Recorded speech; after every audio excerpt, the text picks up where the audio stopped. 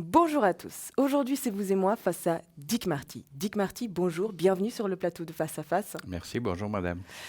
Ex-procureur général du canton du Tessin, conseiller d'État et député au Conseil des États pendant plus d'une quinzaine d'années, vous publiez le livre Une certaine idée de la justice paru aux éditions Favre. Vous étiez également membre de l'Assemblée parlementaire du Conseil de l'Europe et le public vous connaît notamment pour votre ténacité dans le cadre de grandes enquêtes, pour ne citer qu'elles, les prisons secrètes de la CIA et celle du trafic d'organes au Kosovo. Vous croyez au karma, Monsieur Marty, ou est-ce qu'il n'y a que la justice humaine pour répondre aux actions des humains? Ah là là, alors vous commencez avec des questions bien difficiles. Mais je crois que lorsqu'on s'engage, on croit à une justice universelle et on pense qu'à la fin, la justice va triompher. Est-ce un karma? Est-ce une croyance? Peut-être, peut-être. Mais je crois qu'il faut croire en quelque chose pour s'engager et pour pas, comment dirais-je, renoncer devant les échecs et se désespérer. Non, je crois qu'il faut voir des convictions. Et la différence entre conviction et croyance peut être souvent difficile à tracer. Vous avez écrit ce livre dans un contexte très particulier, à la suite d'un accident cérébral. Et vous allez même défendre une initiative, mais vous ne vous en souvenez pas. Quel choc! Oui, oui, oui, ça a été très perturbant. C'est une amnésie globale temporaire. C'est une affection tout à fait bénigne, mais lorsque vous la vivez, c'est assez choquant parce que vous continuez à fonctionner et tout ce que vous faites n'est pas enregistré par votre cerveau. Mais vous pouvez exploiter vos connaissances antécédentes. Donc, pendant ce laps de temps, moi, je me rappelle absolument pas d'avoir été à Berne, d'avoir défendu devant une commission du Conseil des États l'initiative populaire pour des multinationales responsables, en contradictoire avec Économie suisse. Et personne ne s'en est aperçu. C'est simplement c'était à partir de 9 h du matin que j'ai eu ce blackout. Et ça a duré une dizaine d'heures. Et je me suis aperçu que l'être humain sans mémoire n'existe pas. On n'existe tout simplement pas sans mémoire. Et tout est arrivé en même temps parce que quelques jours après, j'étais opéré pour un accident à l'épaule, puis au genou. Donc j'ai été 4 mois à la maison. Et pour pas tomber dans la déprime, pour mettre à l'épreuve ma mémoire, je me suis mis à écrire. Sans nécessairement penser à un livre. Et puis bon, une fois que je pouvais de nouveau marcher, que je me sentais de nouveau parfaitement bien, je ne me suis plus occupé du livre, mais un soir, je l'ai envoyé par messagerie électronique à Pierre-Marcel Favre. Pour qui l'avez-vous écrit de prime abord? Mais je crois que tout d'abord, c'était pour moi-même, pour un défi. Et en plus, je l'ai écrit en français, ce qui pour moi était une difficulté supplémentaire. Ma langue, c'est l'italien. Et le français écrit est diablement difficile. Et donc, Il vous fallait des défis, encore j'avais besoin de me mettre à l'épreuve sur tous les plans. Et puis bon, après, j'ai dédié ce livre à une petite fille de 9 ans que j'avais connue dans un établissement de détention pour enfants à Manille. Et l'image de cette fillette, les moments que j'ai passés avec elle dans cette cage, parce que les enfants là en prison sont tenus dans des cages comme les cages du Cirkni. Et ça m'a tellement bouleversé. Et ce regard de cette petite fille m'est resté. Et c'est à elle que j'ai dédié ce livre. D'ailleurs, dans votre carrière, vous avez suivi des enquêtes qui ont eu des retentissements politiques internationaux. Vous avez également assisté à des drames familiaux. On imagine que vous avez tout vu, tout vécu rétrospectivement. Est-ce que c'est gérable, ce genre de souvenirs? Ben oui, j'ai vécu passablement de choses. J'ai eu la chance de passer à travers les 3 pouvoirs de l'État, donc justice, exécutif, législatif. Et le hasard de la vie m'a mis sur des affaires qui ont été retentissantes, qui ont été soudainement bouleversantes, les prisons secrètes de la CIA, le trafic d'organes, la situation des droits de l'homme en Tchétchénie, voilà, et ça m'a amené à rencontrer aussi des personnes absolument fabuleuses. Je me suis rendu compte que les véritables héros ne sont pas ceux qui font la couverture des grands magazines internationaux, mais ce sont des anonymes un peu partout dans le monde. Je me rappelle toujours avec beaucoup d'émotion les mères des disparus en Tchétchénie. C'est des jeunes qui ont été enlevés, tués par le régime. Et ces mères m'ont parlé avec une dignité, avec une sobriété. Ça m'a bouleversé. Et voilà, c'est surtout ces personnes qui sont restées dans ma mémoire. Vous êtes aussi un homme de sensibilité, on peut le dire. Est-ce qu'il y a la place pour la sensibilité dans une telle carrière? Je crois que s'il n'y a plus de sensibilité, on devient des purs cyniques. Hélas, dans la politique, ça ne manque pas. Mais je crois que si on veut résoudre les problèmes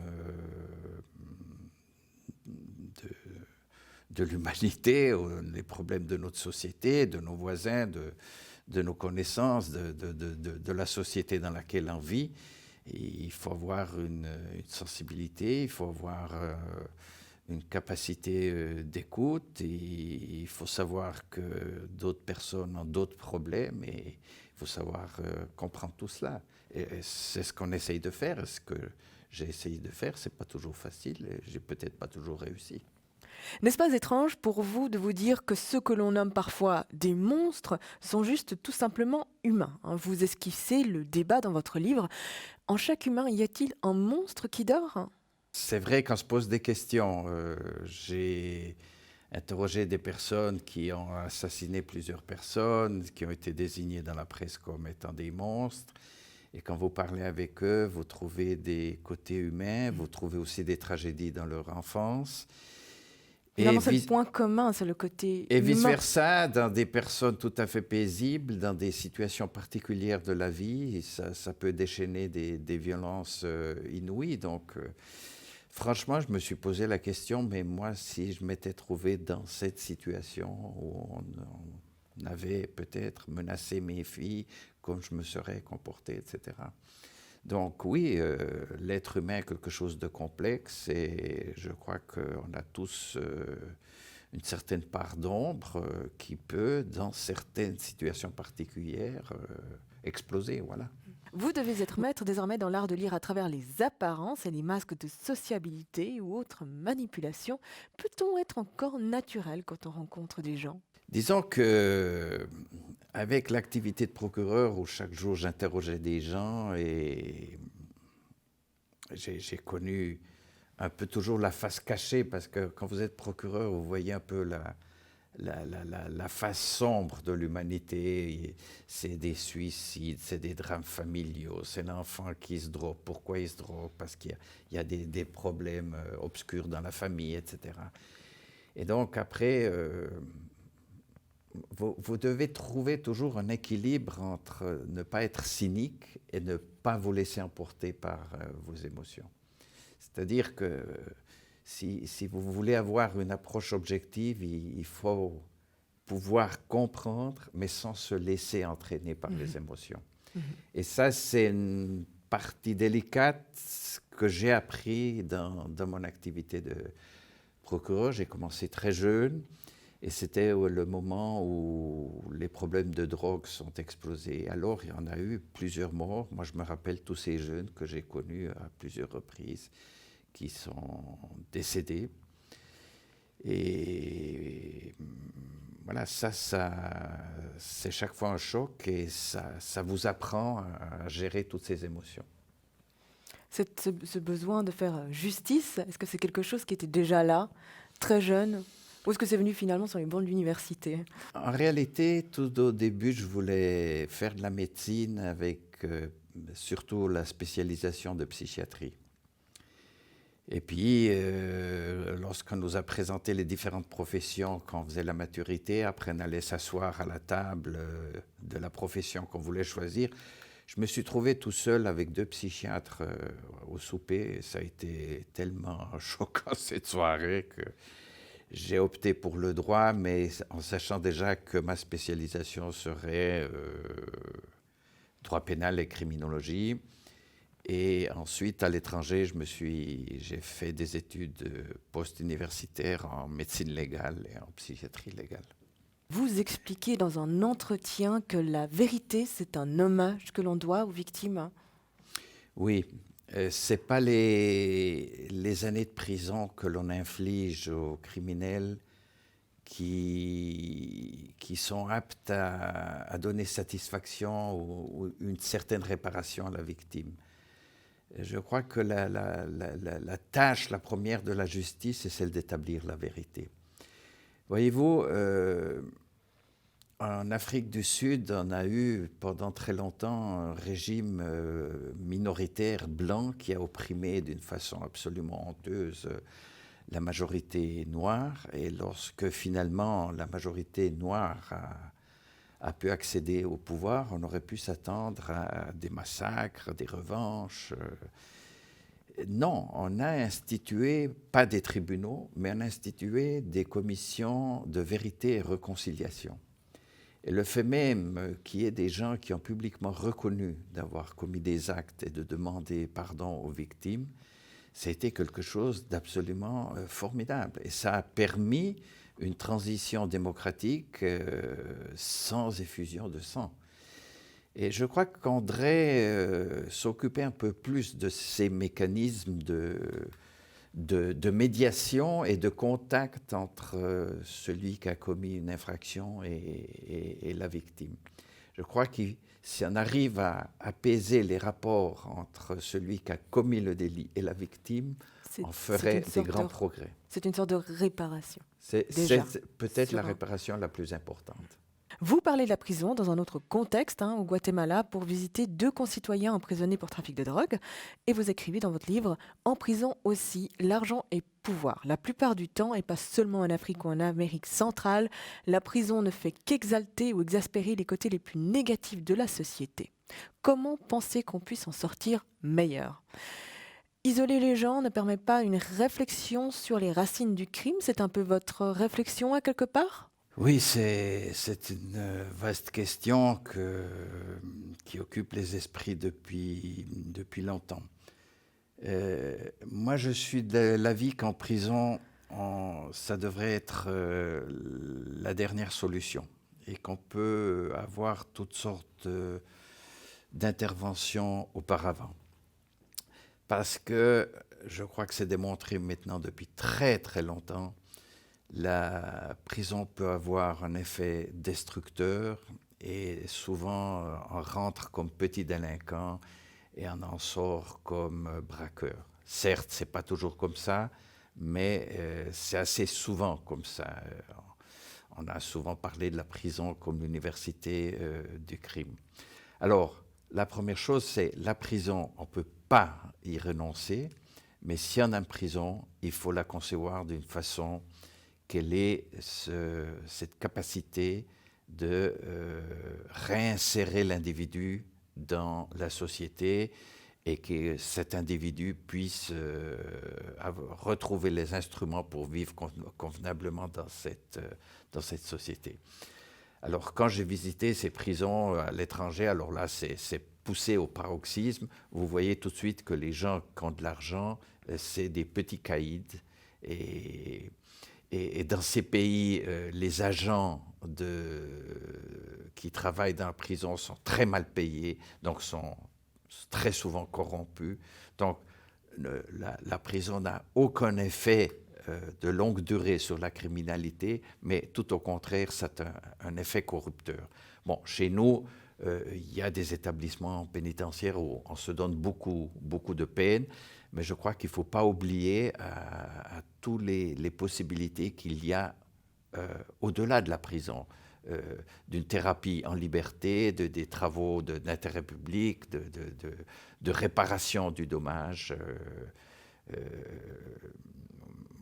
Et ces instruments, on n'en fait pas suffisamment usage. Moi, ce qui me désole dans la politique, c'est que dès qu'il y a un problème, Alors tout de suite, il y a un député qui dit « Ah, il faut augmenter les peines ».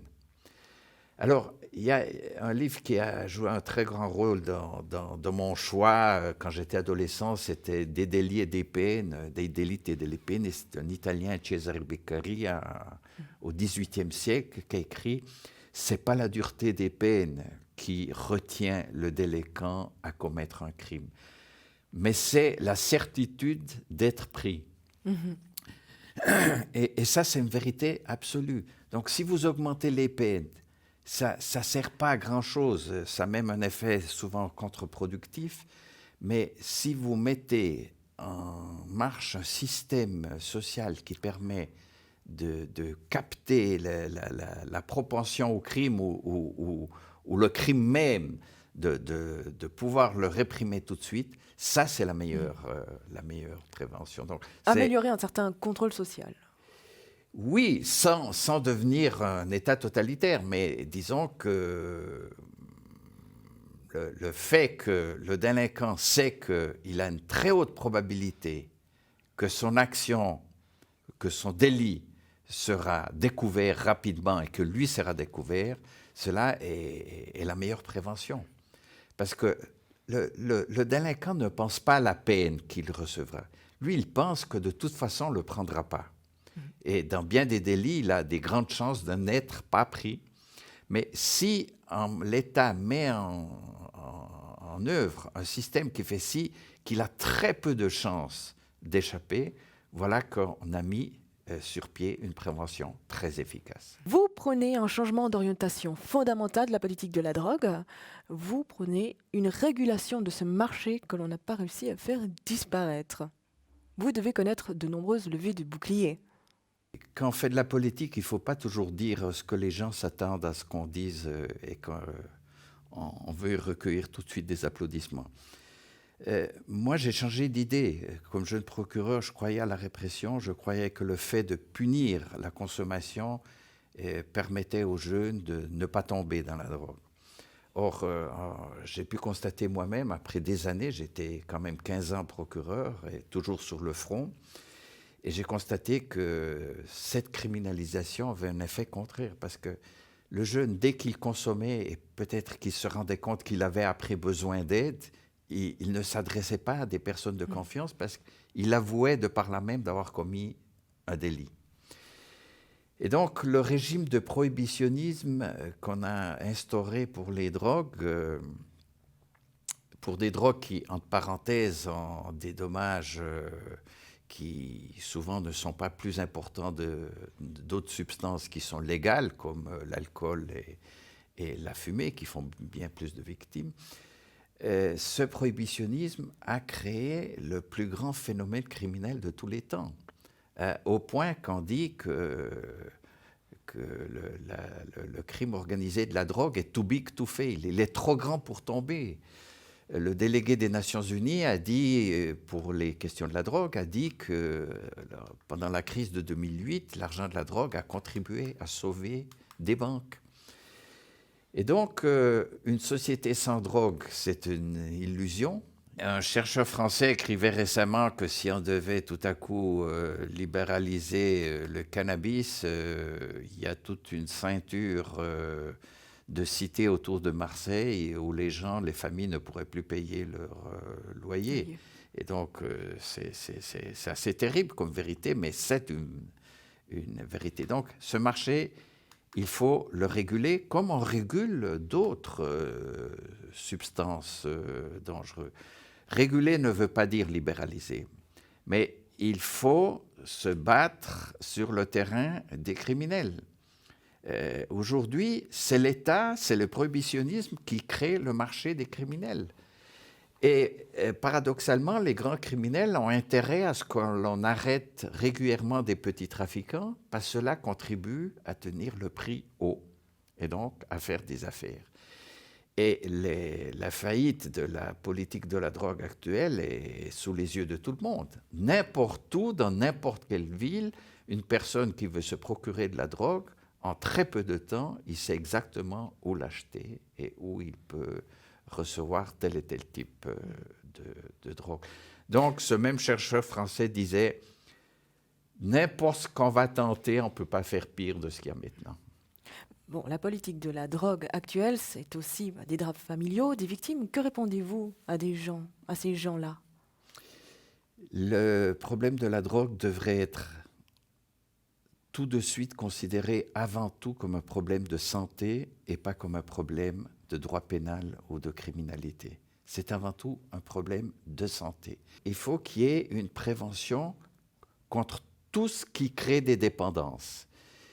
Le vrai problème, c'est la dépendance. La Suisse a fait déjà des pas importants. Avec la distribution contrôlée d'héroïne, on a diminué massivement le nombre de décès. On a diminué massivement ce que les Allemands appellent la Beschaffungskriminalität, c'est-à-dire cette criminalité qui leur permet d'obtenir les moyens pour payer la drogue. Dernier chapitre, vous parlez de services minimum de la part de la justice quand il s'agit de criminalité économique, d'évasion fiscale notamment. Vous avez l'impression qu'on fait en sorte que les petits rentrent dans les rangs quand les gros ne sont pas inquiétés? Mais moi, j'étais assez choqué. On a introduit récemment, et ça a été confirmé par le peuple, des possibilités de contrôle par des détectives, des gens qui abuseraient des assurances sociales. Alors, c'est tout à fait détestable d'abuser des assurances sociales, mais pour moi, c'est tout aussi détestable des gens très riches qui ne s'acquittent pas des impôts qu'ils devraient payer. Parce que dans les deux cas, on vole à des assurances ou on vole à l'État. Et si on vole à l'État, on vole à tous les citoyens. Et donc, je pense que n'importe qui accepte beaucoup mieux le mécanisme de justice s'il sait que la justice est la même pour tout le monde. Dans les pays nordiques, par exemple, toutes les déclarations fiscales sont publiques. Et dans ces pays, on paye beaucoup, beaucoup plus d'impôts que chez nous. Et les gens acceptent cela parce qu'ils savent que leurs voisins, ou celui qui a une toute grosse voiture et qui a un pied de vie important, il voit qu'il paye aussi beaucoup d'impôts. Donc, on accepte. Donc, la transparence est un bon moyen pour obtenir une bonne justice. Vous évoquez l'affaire UBS. Il y a cette phrase dans votre livre: Marcel Ospel peut donc continuer à jouer, entre parenthèses, mal au golf. Après avoir souligné qu'un procès contre les hauts cadres d'UBS aurait été considéré par de nombreux commentateurs comme une atteinte aux intérêts du pays. Alors, première question, est-ce que Marcel Ospel joue réellement mal au golf? Est-ce que ça, c'est un scoop? Non, mais c'est parce que j'arrive pas à me l'imaginer comme un bon joueur. Non, mais je vous taquine. Comment avez-vous vécu cette crise, l'intervention de la Confédération puis de la Banque nationale? C'était un choc. Le choc le plus grand, je dois vous dire, ça a été le grounding de Swissair. Peut-être les jeunes ne se rappellent plus, mais Swissair était considérée la meilleure compagnie au monde. Et puis, pour toutes sortes de décisions vraiment catastrophiques, cette compagnie, un beau jour, il n'y a plus personne qui lui a fait du crédit. Donc, nos avions étaient bloqués dans le monde entier. Les hôtels n'acceptaient plus les cartes de crédit de Swissair. On ne leur faisait plus le plein d'essence parce qu'on considérait que Swissair n'avait plus les moyens. Et les banques, et ça c'est terrible, n'ont pas fait le geste d'aider ce jour-là Swissair pour pouvoir continuer à voler. Et donc, on a Swissair et puis UBS, ce sont deux grandes icônes qui tout à coup tombent et personne n'a dû répondre finalement de ces catastrophes. Mais si un petit employeur fait faillite et puis on découvre qu'il a été un peu léger dans ses dépenses, voilà que la justice intervient. Donc, hélas, c'est une vérité désolante, la justice n'est pas tout à fait égale pour tout le monde. Et ça me révolte. Et ça m'indigne. Et voilà, tant que j'ai cette capacité de m'indigner, je me sentirai vivant. Un mot fort pour la fin. Merci, Monsieur Marty, d'avoir été avec nous sur le plateau de Face à Face. Que peut-on vous souhaiter pour 2019 ?